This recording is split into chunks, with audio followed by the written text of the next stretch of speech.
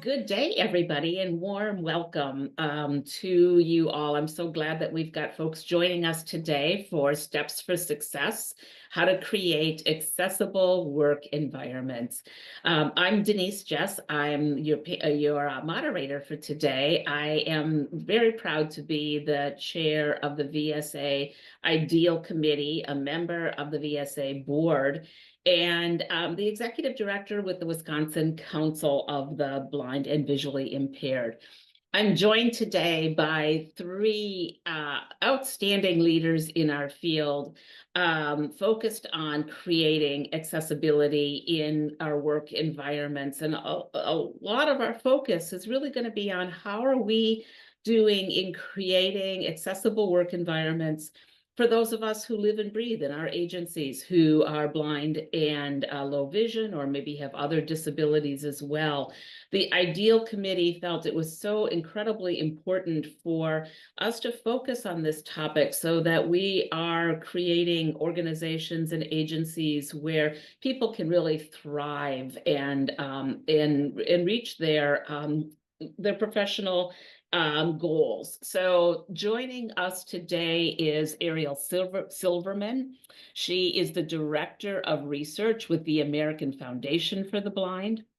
We also are joined by Kim Casey, the Director of Accessibility with Abler 360, and Bruce Sexton, Director of Access and Belonging Abide with the American Printing House for the Blind.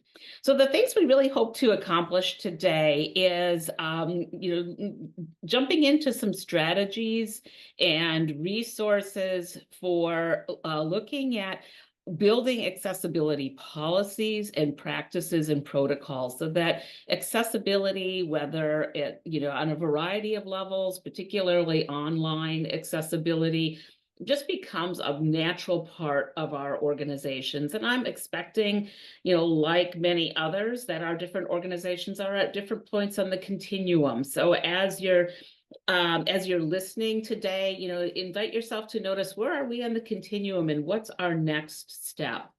One of our other goals for today is to look at best practices for recruiting, hiring, retaining, and advancing professionally those of us who are blind and low vision within our organizations. We'll save some time at the end for some Q&A and discussion.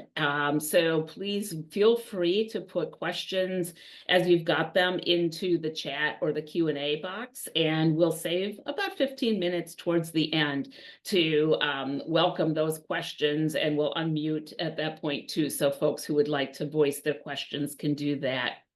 Throughout, we'll share resources that might be very helpful for you. And I just heard Wendy put the accessible version of these slides into the chat. There's a link there, and we'll follow up with sending that out as well. So it is my honor to introduce you to Arielle from American Foundation for the Blind. And the focus for her presentation is on steps for success, how to close the employment gap for people who are blind and have low vision. So Arielle, I'm turning the mic over to you. Great, thank you so much. So you should be seeing my title slide here. Steps for Success, how to close the employment gap for people who are blind or have low vision. And I'm going to be talking about a research study that the American Foundation for the Blind conducted, looking at the experiences that blind and low vision workers reported, particularly around using technology in the workplace. And then I'm going to mostly focus on some recommendations that we published in a toolkit for employers and HR managers to work toward making their workplaces more accessible throughout the employment cycle.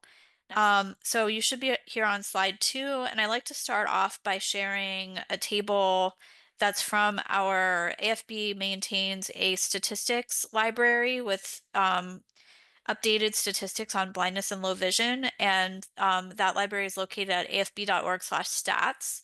And this table comes from our employment statistics page, and it's looking at the most recent statistics from the current population survey about employment rates, or employment population ratios, which is the percentage of people, in this case, people of working age who are employed part-time or full-time. And we see that for women with disabilities, it's about 42%. For men with disabilities, or I'm sorry, for women with vision disabilities, it's about 42%. For men with vision disabilities, it's about 40%. But in contrast, for women without disabilities, it's 68%. For men without disabilities, it's 76%. So obviously, there's a huge gap that we are forever working toward closing here. And there are many reasons for the employment gap. Many of the people surveyed who are of working age, who are blind, have low vision, are out of the labor force. And that's a whole other can of worms that we are slowly kind of starting to investigate the reasons for. But this research and this toolkit is really focused on those people who are in the workforce, who are looking for work, who are having difficulty finding work, or who are having difficulty maintaining employment because of accessibility issues. So we did this research study in 2021 because we wanted to look at how technology kind of intersects with the experiences of workers with disabilities, what kinds of barriers they encounter, and most importantly, ways that we can fix those barriers and make workplaces more accessible. So we did this survey in 2021, and I skipped over a lot of the like participant demographic details, but we do have a report that you can read if you want more information that I'll talk about at the end of my presentation. Um, but we did find when we asked the participants about their experiences getting hired, that first of all, and this was in 2021, so it would be interesting to repeat the survey and see if this number has changed. But we found in 2021 that 1/3 of the participants who had to complete an automated screening or an automated test in order to obtain their employment faced accessibility issues. So, for example, having to take like a typing test or some kind of timed gamified assessment, people experienced accessibility issue. 1/3 of the people who had to do that experienced accessibility issues. We also found that about 80% of the participants disclosed their vision disability at some point, but not everybody did. Um, and it tended to be more common for white participants to disclose than for non-white participants, suggesting that there could be some intersectionality at play. If people have multiple marginalized identities, they might be less likely to disclose their disability. Um, we also looked at people's experiences onboarding for their jobs. So once they got hired, how did they fill out paperwork, tax forms, benefits forms, all those forms that you have to fill out when you start a new job. And more than half of the participants said that they had accessibility problems with the onboarding process. It was more common to have issues with print paperwork than with digital paperwork, which is not surprising. But we still found that about 48% of the participants had accessibility issues doing digital onboarding, suggesting that those systems are not fully accessible. We also asked about experiences with employer provided training. So these might be, for example, mandatory anti-harassment training, HIPAA compliance training, or training on new software being adopted in the workplace. 74% of the participants said that they had to complete online training at some point for their jobs, and 28% of those participants said that the training was not fully accessible. Some of the types of challenges people reported included lack of descriptions of visual information like slides or images or videos, um, not receiving materials in an accessible format for in-person training, so going to a training where everybody was given print and they didn't get an accessible alternative, lack of alternative text on images or videos, um, components of online trainings not being accessible, like a button that they couldn't click to go to the next screen. Um, and consequently, some of our participants said that they had to use sighted assistants to help them complete training, which in some cases was awkward, invaded their privacy, or made them feel like they were not fully included. The last finding I'll share from the survey before we move into the toolkit is regarding IT support. Participants had very mixed experiences in terms of how knowledgeable the IT staff were about their needs as assistive technology users. Um, in summary, 30% of the respondents reported that their IT staff was not knowledgeable enough about their specific needs. And some participants told us, for example, that if they had an accessibility issue or something wasn't working, that the IT would basically just tell them to research a solution themselves because the IT didn't know what to do in that situation.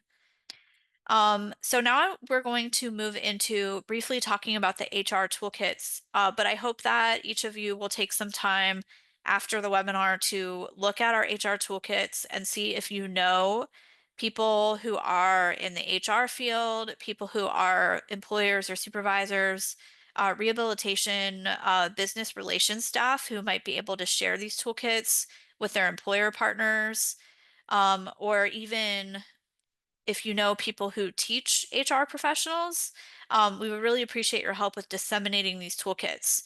So we have the link here, www.afb.org/HR-manager-inclusion-toolkit.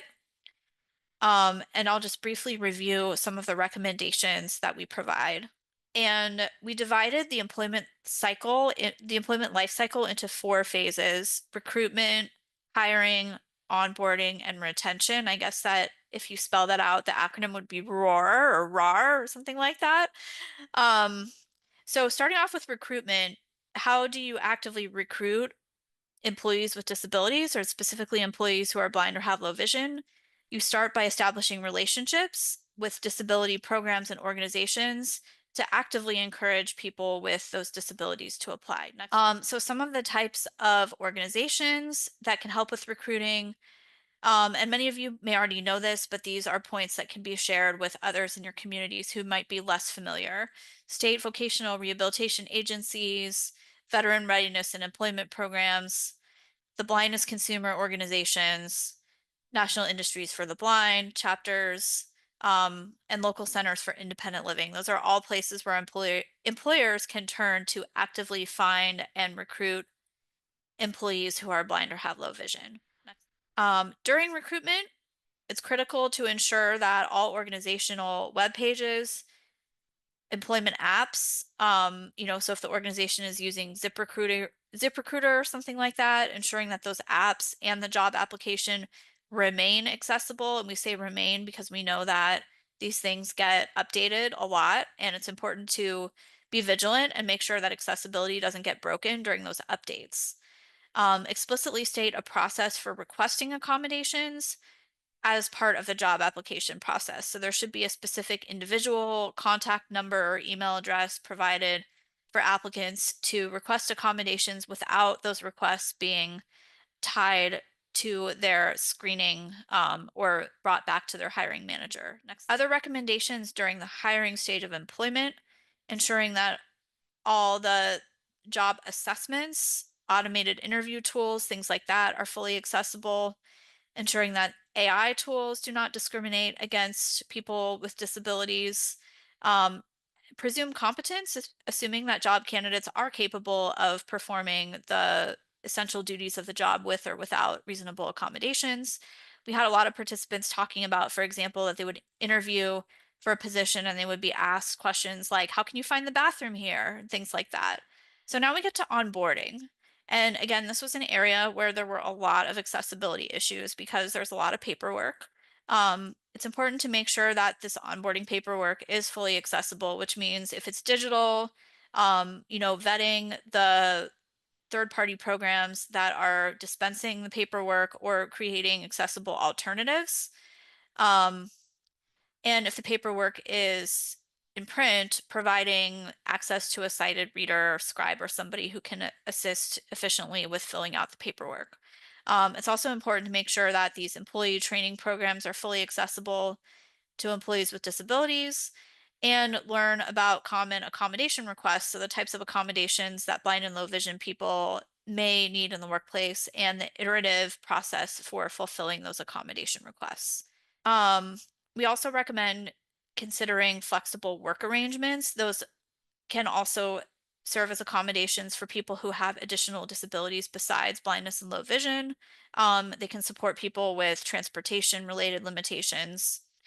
It's also important to implement a comprehensive and standardized accommodations policy, including a centralized accommodations process and a centralized budget so that departments with smaller budgets are not disincentivized from hiring employees with disabilities for fear of going over budget.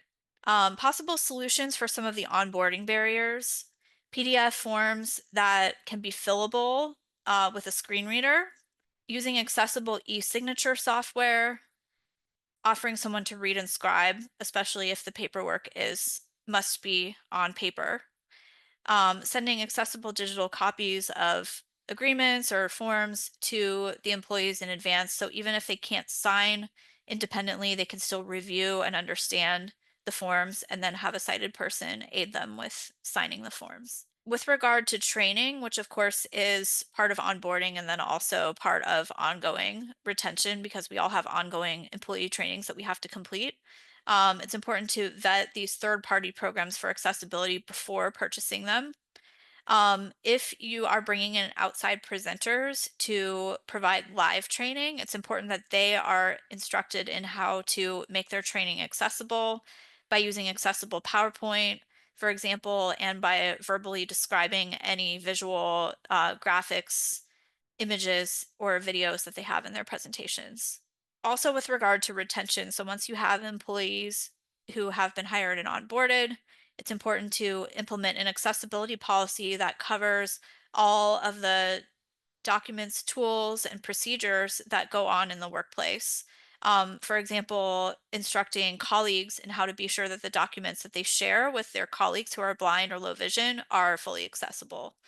That was an issue that also came up a lot in the survey, where people had to edit docs from their colleagues that were not accessible.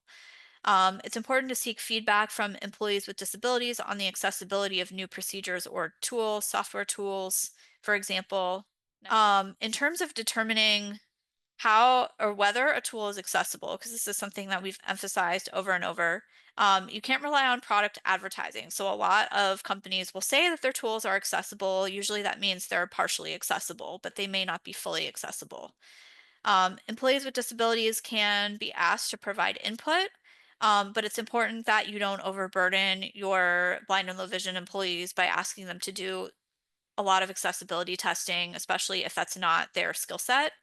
Sometimes bringing in outside experts can be really beneficial, especially if they are trained in web accessibility conformance, for example, and are able to do those audits in a professional way.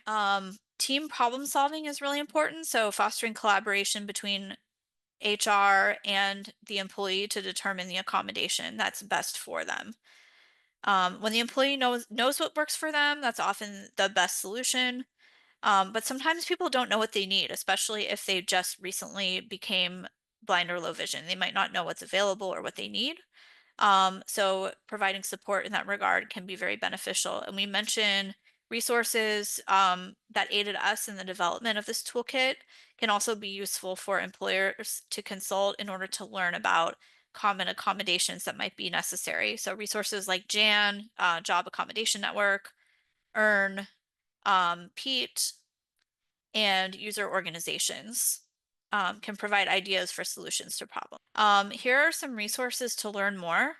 So we hope that you will visit www.afb.org/research to learn about all of the research that we've conducted over the last 5 years, including this workplace technology study, and also explore our toolkit series, which includes the HR manager toolkit that I just talked about, as well as a few other toolkits related to EdTech accessibility, related to healthcare best practices, things like that. We also have a direct link here to the HR toolkit and the email address. If you have any questions, you can email research@afb.org, and somebody from my team would be happy to answer your question. Thank you so much.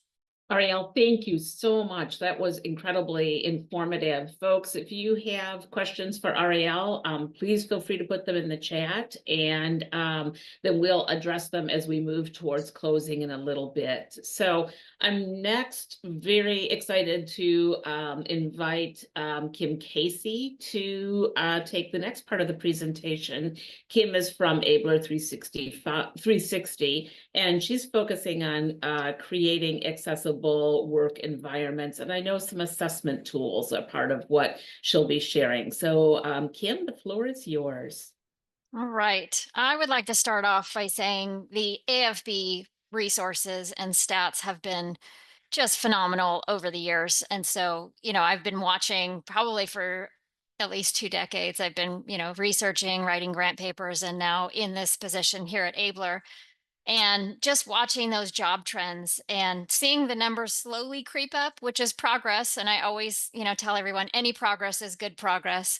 But Arielle's presentation really covers a lot of the nuts and bolts. So I imagine a lot of you were listening to that and you're thinking, oh, we don't do that. Oh, we don't do that. Wait, maybe we should do that. Or I'm not sure how to do that. So part of my presentation is going to focus on the practical. I like to bring it back to, the people behind the jobs.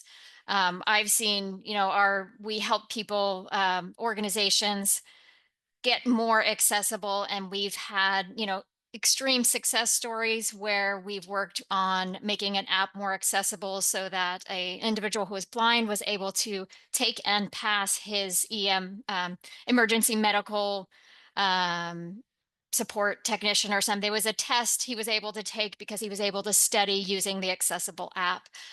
So in a career field he never before felt possible, he was able to pass it with flying colors because he was able to study and use the tools that were available to him. We also have, the other side of the story where it's not so pretty, where we place somebody in a job and they show up for the first day and the hiring manager or their manager aren't ready or prepared for the fact that this person is going to work with a different cadence. So it's, it's different with a screen reader as with magnification. It's just a different process. It's all gets to the same end. But we've had it where the person shows up, they're all excited for their job, and the person says, I'm sorry, we haven't figured out how to modify this job for you. And it's just heartbreaking. So my hope by the end of this presentation is to kind of give you some practicals and hope that you're not getting frozen in, I don't know where to start, there's just too much. So my first advice to all and every is be proactive. A lot of our clients come to us and they're reactive. Somebody is suing them, or they've had to turn somebody away from a job and they feel awful about it. An ounce of prevention is worth, a pound of, I'm not sure, preparation. So being proactive and trying to anticipate needs here, it will save you time, it saves you money.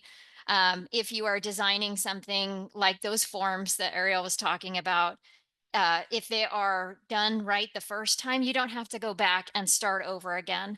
It also mitigates your liability risk. So if somebody happens to, get upset about the fact that your resources aren't accessible, you'll be saving yourself that headache as well.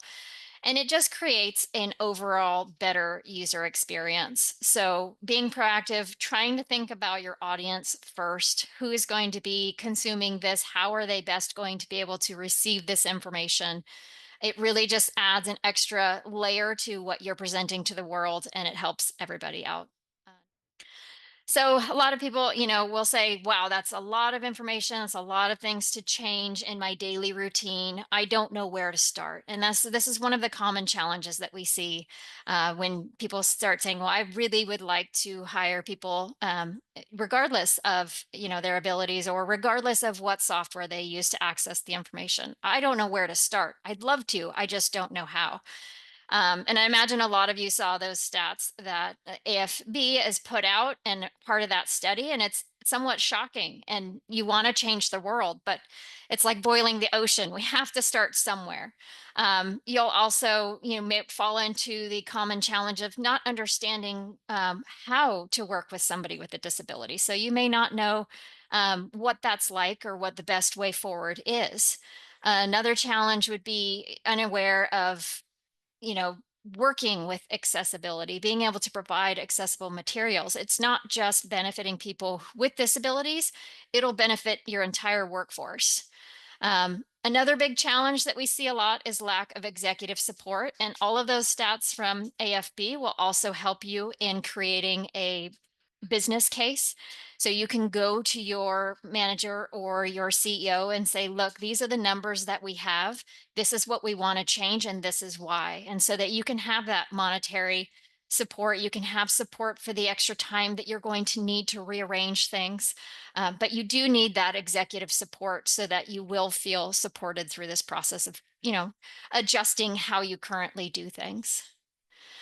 There's also another challenge is undocumented processes or lack of processes. So if you don't have a plan or a process, you're going to be very disorganized. It's going to feel very overwhelming. And before you know it, you're going to feel steamrolled and, just kind of felt defeated.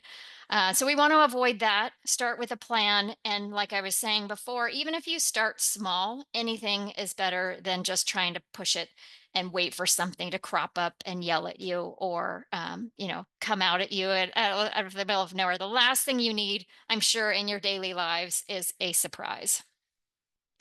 Another thing is those third parties sometimes are not committed to accessibility. Arielle kind of touched on it where they promote, hey, we've got the most accessible product in the world and it's going to be wonderful. And then you find out it's not really accessible and you go back to them and say, hey, could you fix X, Y, and Z? If they're not committed to accessibility, it's going to make your job a lot harder. So picking good vendors off the bat is really an important job. A lot of this gets overlooked. But being able to pick those vendors that are going to support you through this journey is going to be essential. And of course, lack of resources, another challenge to implementation. So all of these are here, I understand, but all of these can be overcome. So don't feel like you're losing the battle before you even start. They all have answers. So my first, there's various stages of, when you go through your accessibility journey. First, you want to kind of level set and figure out where you are. Then you want to create a plan, and then you want to take meaningful steps forward. So the best first step that you can take is build a successful foundation, something that's going to be rock solid, and it's going to support you through this whole process. So like I said before, you're going to want to make sure you have executive support. You're going to present your business case, and you're gaining support from the executive staff, but also from the entire organization. It's going to turn into a community event. So if you don't have lots of support, you're going to feel kind of like the lone person screaming to the void, and we want to avoid that. Begin building awareness of accessibility at every level of your organization. So if you think it's important, just start talking about it. My favorite question in the world is this going to be accessible? Or I wonder what this is going to be like for a person who uses a screen reader. Just that curiosity starts this process moving faster than anything. The other thing you're going to want to do is make sure everybody knows what they're responsible for and who owns what. So if somebody's responsible for making sure forms are accessible, make sure that person knows it and that you keep them accountable to that. You're going to evaluate your existing processes and establish your baseline. So you know where you're starting so that you can go to the right place and you can set appropriate goals. And you're also going to need to allocate an appropriate budget and resources. So in the beginning, there will be some readjustments and they're going to need extra time for things. So having that extra time is going to be very helpful. And my biggest tip is you need to build a community. You need to have allies. They are going to help you through this process.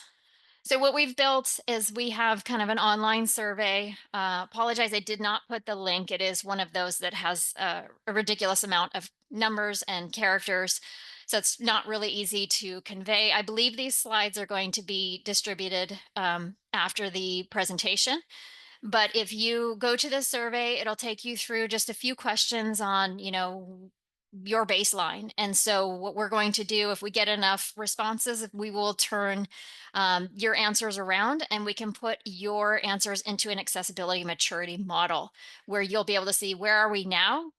You can set goals from there, and then you can start identifying and determining those first steps that you want to take as an organization and that you can feasibly and have resources to take. Another tip that I love to give everyone, I just want to make sure everybody's set up for success, is use your time wisely. So on this slide, I have a comic where there's a gentleman who's just working as hard as he can. He's got sweat pouring everywhere. He's grimacing, and he's riding a bike with square tires. So of course he's not going anywhere. And if he is, he's not doing so very quickly. So there's a gentleman behind him who has a round wheel and kind of saying, basically suggesting, if you put this round wheel on, you're going to go places. And the man responds, can't stop, too busy. And I know I find myself in this so many times that, I get so riled up and I don't want to slow down to speed up. And so that's where this gentleman is. So I advise you use your time wisely, focus on your priorities. What's most important to you? What are your top 2 goals? Let's work towards those. Start with the most impactful and always make time for training, education, and accessibility testing. Like Arielle said, it's going to be something you're going to have to continuously do. I know I have lots of experience with accessibility bugs sneaking in. Once you think everything's perfect, you do one last check, I guarantee you're going to find something. So always make sure there's extra time for double and triple checks. And in closing, just want to make sure, it's an ongoing process. So you're not going to be able to check this box and be done by Q4. It's going to be something that you're going to work on and you're going to improve. Sometimes you're going to move backwards. Sometimes you're going to move forwards. It's a journey. But time and time again, I've seen people, they get momentum and they get excited about it. More people join, and it just becomes this really wonderful, cohesive effort that everyone's working on. Exactly. Leadership does want it by Q4, Nico. Must have it now. And that's, I guess, what I didn't put on here is we have to set realistic expectations. So we need to know what we can do, what we're capable of, strive for progress, not perfection. That's another big thing that I say a lot. There's no magic solution. I can't just install this software and have my website work. I can't just flip a switch and have everything wonderful. And the last thing I'd say is establish your allies. So you know who can help you, who will support you when you're feeling like I'm getting nothing done. I need help. How do I keep moving forward? Yeah, thank you. Thank you so much. It was a beautiful transition from Arielle's presentation to then the kind of on the ground perspective. So I'm really pleased now to turn it to Bruce Sexton with American Printing House for the Blind, and to talk about, again, some more practical application of the work. So Bruce, the floor is yours. Hello, and thank you so much. Thank you, Arielle and Kim, for everything that you do and everything that you've talked about so far. I'm going to talk a little bit about how this all comes together. My name is Bruce Sexton. I'm the Director of Access and Belonging at the American Printing House for the Blind. My co-director, Montrese, is the Director of Inclusion, Diversity, Equity, and we work very closely together. And while you won't hear from her today, I wanted to introduce her because our whole department is just everything about what Arielle and Kim were just talking about. We have the support of leadership. But I'll go into more about it. But she and I oversee Access, Belonging, Inclusion, Diversity, and Equity Department, or as we call it, ABIDE. Um, we use Access in a very broad way at the American Printing House. It was Director of Accessibility, but we changed it to Access so that we could include uh, digital, physical, but also language access and leadership training and all the kinds of communications that we provide at the American Printing House. So all kinds of different types of access, and those are just a few examples. With regard to we work in our department with regard to onboarding and hiring practices. We use the push-pull method where we pull information. We try to do the kinds of assessments that Kim is talking about to to gather information and know what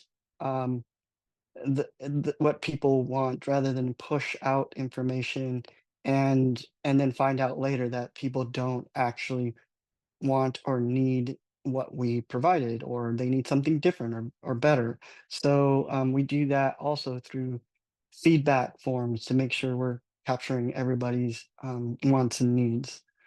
With regard to policies, we're currently working on refining our accommodation procedures and other policies with regard to purchasing assistive technology, for example. It touches many different departments, such as human resources and finance, and the originating department.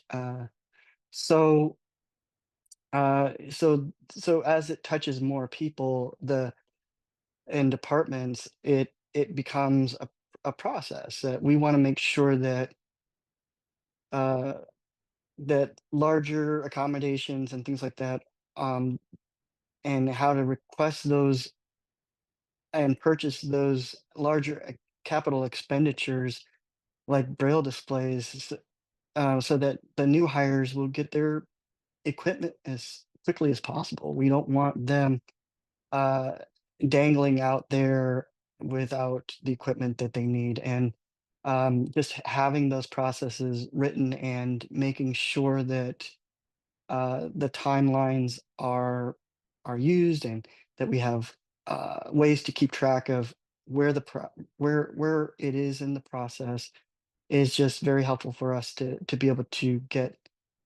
get through those kinds of accommodation requests. With regard to productivity, we help employees as well as APH as a whole think through how to work efficiently between blind and low vision leaders. For example, Montrese and I work with screen readers, and Montrese uses a lot of visual um, enlargement software and that sort of thing, or inverting colors and that sort of thing. But when we come together, sometimes the accommodation for me or the access need for me is in direct conflict with hers, or even people who can see, or people who might have ADHD, or just learn better visually. It's good for us to have information in all kinds of formats that work well for everybody.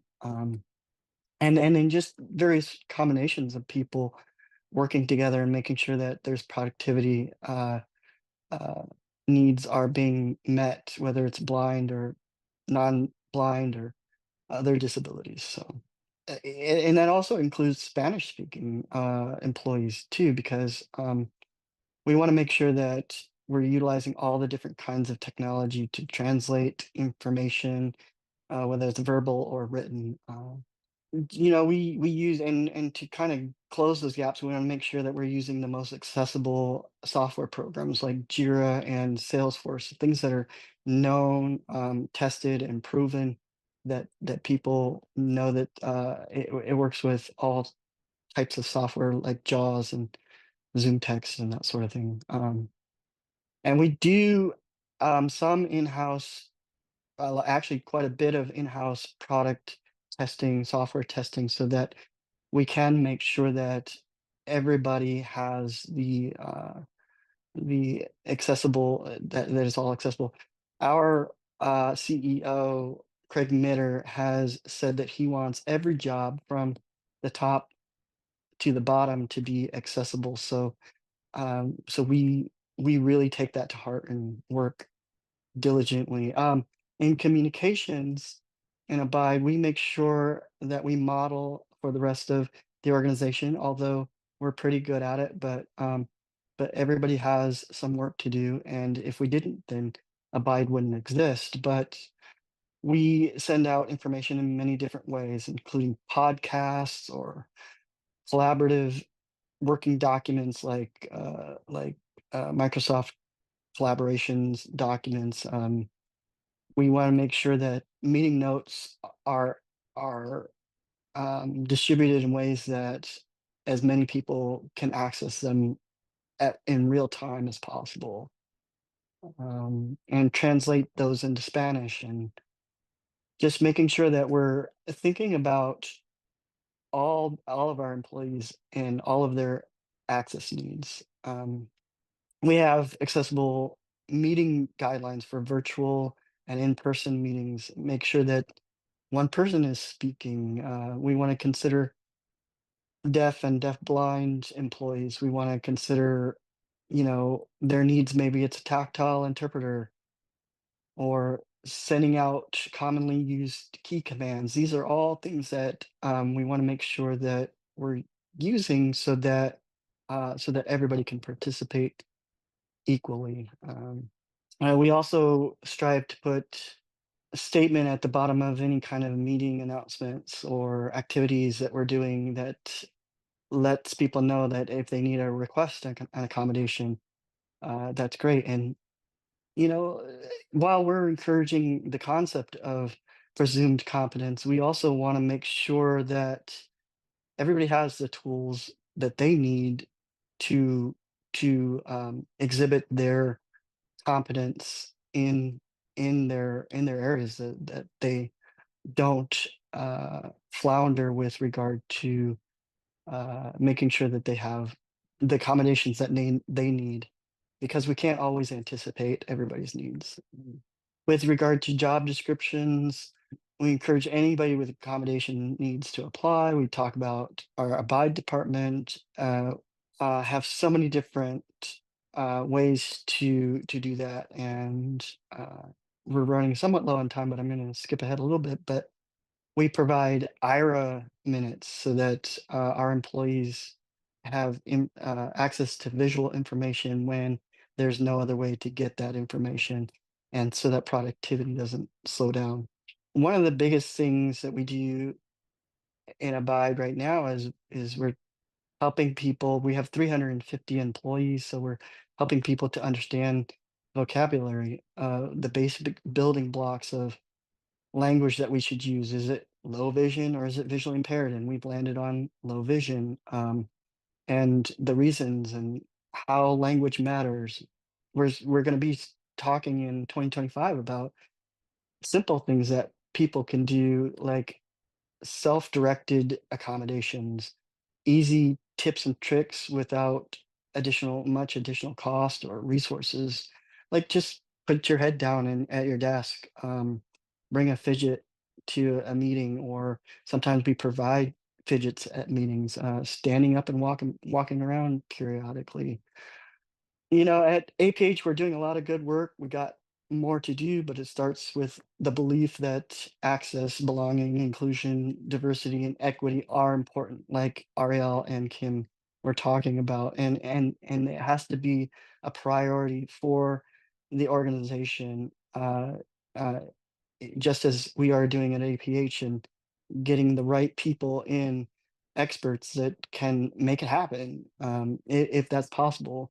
It takes a lot of work to change culture, uh, but with the right leadership and willingness, it can be done. So, um, thank you so much for listening today. And the more disabled leaders that we have, and the more diversity that we have in our organizations, the better outcomes we have, because business really does thrive on solving problems. Every business really is in existence because we solve a problem. We solve, whether it's a product or uh, a service. The more diverse the employee pool that we have, the better we're able to think about which problems there are to be solved and how to solve them. But again, thank you so much for your time and consideration, and this has been a great webinar so far, and thank you for the opportunity. Bruce, I really want to thank you. It's Denise. I really want to thank you for your portion of the presentation as well. A big theme that I heard throughout is, how are we building accessibility into our everyday culture? So each of you really brought incredible gifts to this discussion, and I'm so grateful for that. And I'd love to open it up for questions that attendees might have to explore a little bit more deeply. We've got about 9 or so minutes left together. So Helen, if you want to help facilitate opening up for questions, that would be fantastic. Sure, I'm going to go ahead and unmute everybody. And while I'm doing that, we do have a question in the chat from Tracy Libertino for our panelists. And she wants to know if anybody knows of a portal or software solution for board portals for document management, voting, etc., that are accessible. Did you say board? Yeah, I'm Yeah. not quite sure if you could clarify just a bit. Board, like board of directors, board management. So yeah, in dealing with meetings and meeting materials and those types of things. I mean, we use Google Forms for like scheduling. I'm sure you could use it for polling. It's not quite as snazzy as some of the other software out there, but it works. And I know for us, Tracy, we basically create a web page within our website every board meeting that we have, and I link to documents that we store in our shared drive. We use Microsoft as opposed to Google, but we also use Google Forms for voting and have had success with that. I've had to tweak them here and there. But that has seemed to work fairly well for us. That's a great point, Helen. I can also vouch for Microsoft Forms. They do a pretty good job. So you'll see if you do check out the accessibility maturity survey that I put in the chat. It works well, though sometimes I will say you have to know which question types are more accessible than others. So typically I would look at things like rating on a scale of 1 to 5, like a little bit suspiciously. But if you have, like, you can always turn those into radio button selectors and then they become accessible. So it all just depends. And again, that goes into what all of us have been saying, is that first implement it, have it tested, make sure it's working, and then go forward with it. So I'm allowing everybody to talk. So if you have a question, feel free to unmute yourself. While we're waiting for folks to unmute with questions, Tracy, I'll also add that we use Dropbox for document sharing and storage so that we're not having a ton of attachments going back and forth. And our board members, and me included, find that to be a really accessible place to get access to documents. And at APH, can everybody hear me? Yes. At APH, we use SharePoint, which has its own challenges, but the one thing I do like about that is that if I share over notes to say my boss or other people, it's already part of the Microsoft system. So when I open it and somebody else opens it, we can both edit it at the same time very easily. And Bruce, one to add on, we also use SharePoint over here at Abler. And the thing that we have learned is that don't send the link to the document. What we have is everyone installs OneDrive, and then they have access to that in their file explorer so that they can actually go to the file and then open it in the local app that's installed on their computer, so that they're not trying to access the online version of Word or PowerPoint or whatever you're sharing. That's how we do it too.